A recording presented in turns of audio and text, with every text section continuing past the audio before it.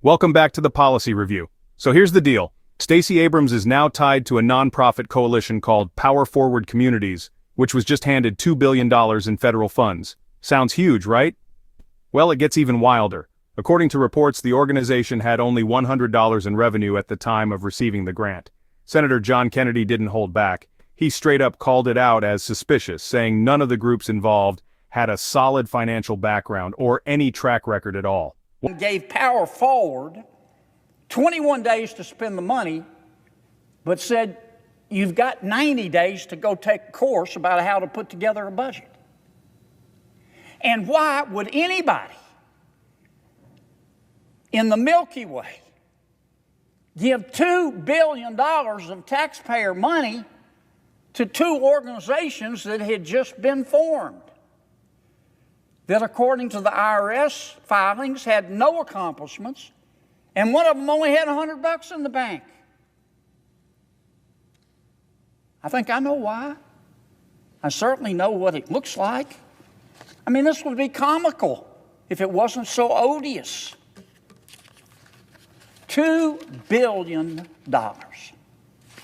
You know, the last 4 years under the last administration have been very difficult for America.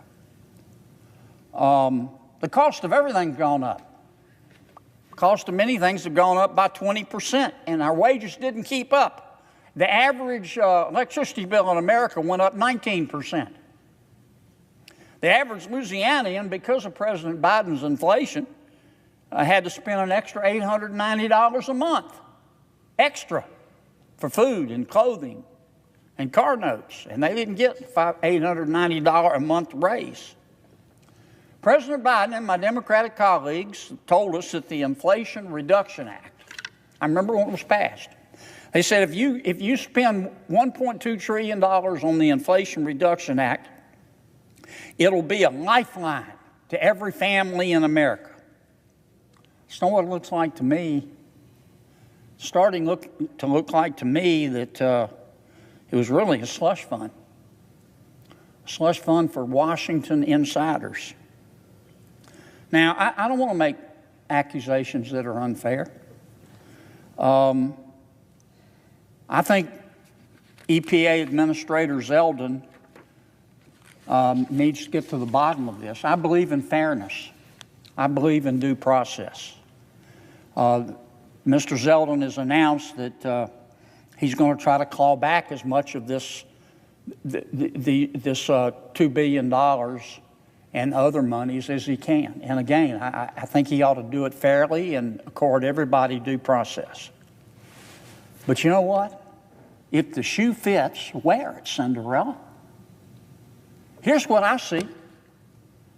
I see two organizations formed in the last year or so of President Biden's administration.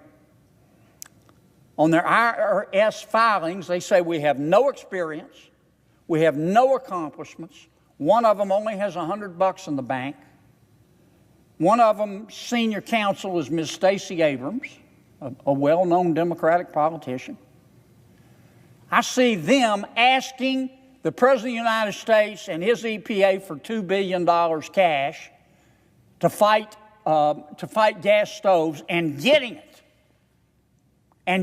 it to the exclusion of every other applicant who might have been able to use that money.